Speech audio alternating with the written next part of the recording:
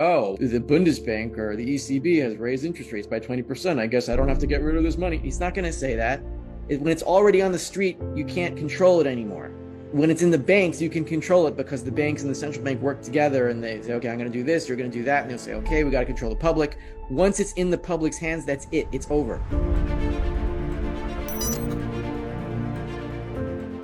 Rafi Farber discusses his thoughts on the potential collapse of the economy and why he's not worried about it. He also delves into the importance of timing predictions and how it could impact people's financial well-being. Rafi provides insights into why some might become destitute and shares his perspective on hyperinflation, drawing from historical examples like Weimar Germany. I'm not really worried about the collapse. I'm not worried about much economically because I already see what's going to happen. I don't know exactly when. I know it's close. And yeah, everyone wants to know exact timing. If anyone knew exact timing, they could be billionaires. But I'm not worried about collapse. What I'm worried about is that people won't turn around fast enough and they'll just keep getting pickpocketed for years to come until they really become destitute. Germany has in its cultural consciousness what hyperinflation is. When people point to hyperinflation and say, oh, Weimar, everyone knows it's Weimar. Other countries have experienced it, but Germany is definitely the most famous. And a cultural memory is very important for how a culture behaves under certain circumstances. It changes the way an entire nation behaves. And hyperinflation, it is qualitatively different from regular consumer price increases. Because with regular consumer price increases, you might have, still if you go back to that pickpocket analogy, somebody's taking money from your pocket and you don't realize it, so you're not going to turn around and punch him in the face and he's going to keep taking money from you. But once you turn around and this guy's still taking money from you and he's like just doing it in broad daylight and you're like looking at him, you'll get physical. You'll say, get away from me, stop taking my money, and you'll punch him in the face. And then he's going to have a much harder time taking money from you.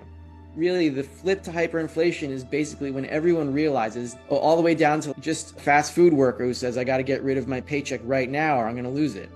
He doesn't have to understand anything except for that. So it's everyone acting together. When everyone acts together, it doesn't matter what the central bank does anymore, because what's the fast food worker going to say? Oh, the Bundesbank or the ECB has raised interest rates by 20%. I guess I don't have to get rid of this money. He's not going to say that. When it's already on the street, you can't control it anymore. When it's in the banks, you can control it because the banks and the central bank work together and they say, okay, I'm going to do this, you're going to do that. And they'll say, okay, we got to control the public. Once it's in the public's hands, that's it. It's over. Rafi Farber shifts the focus to the silver market and analyzes its current state. He explores the concept of manipulation in the precious metals market and how it differs from other commodity markets. Rafi draws comparisons with previous years, highlighting the shift in physical premiums and the increasing demand for physical silver coins. He provides valuable insights into what this might mean for the future of the silver market and addresses the question of when the manipulation might come to an end. What I'm seeing in the silver market now is different from 2008 or 2011, whereas and this comes back to when does the manipulation end, and the manipulation for me is just generally that there is a silver futures market, that you can sell more paper than physical that exists, but that's true in any futures market. It's gas and coal and whatever, and that's why you see these short squeezes in whatever nickel or gas or natural gas, whatever it might be.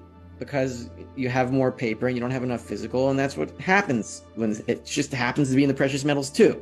If we take what was happening in let's say 2011, when silver was moving to 50 very quickly, if you look at the physical premiums, they were actually negative premiums, meaning it was cheaper to buy a physical coin of silver than it was to buy a share of SLV. That was at the $40, $50 area. So what that shows is it was just paper speculation. It was just like people saying, oh, this thing with 3 letters, SLV, maybe they didn't even know what it was, is going up. So they tried to chase it and then they all got smashed. So now what's happening is the premiums are staying up. The demand is in the physical market. People are buying coins now. That did not happen in 2011, did not happen in 2008 very much. It happened a little bit. Now it's happening very strongly. Rafi Farber delves into the concept of money, addressing different camps, including the Bitcoin community, and their perspectives on money's survival during a monetary collapse. Rafi emphasizes the importance of waking up leaders worldwide to the significance of real money in countering inflationary systems.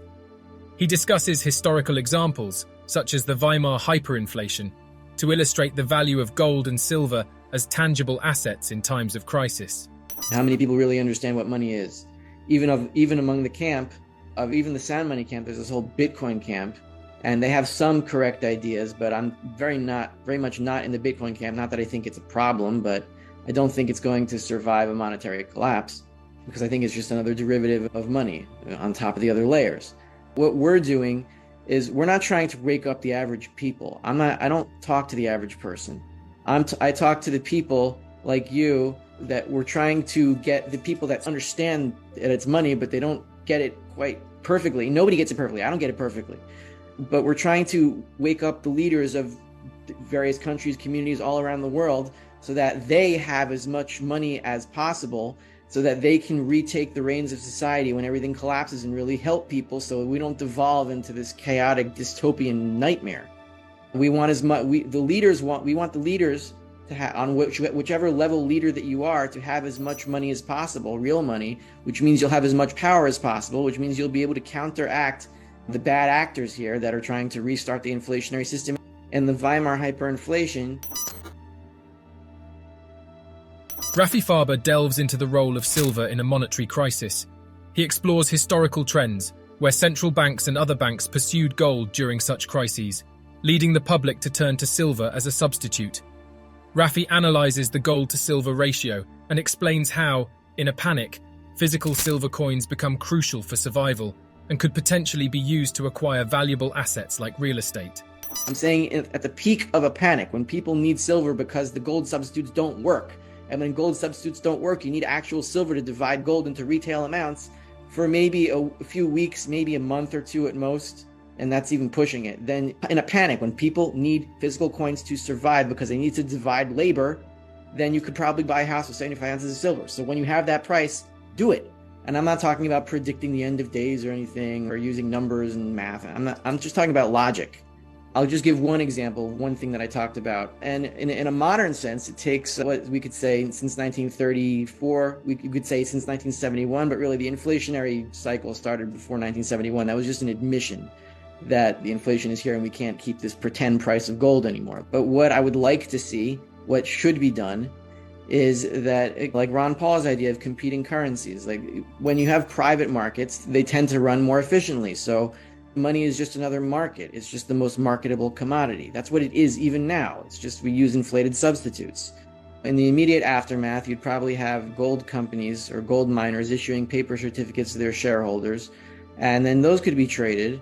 And then you'd have goldsmiths and silversmiths making their money, and silver would be in the immediate aftermath you'd need it. But once you'd have functioning gold substitutes, could be a gold-backed blockchain, could be more paper. We'll probably keep the digital. It'll probably be a gold-backed blockchain, I see, because that's most efficient.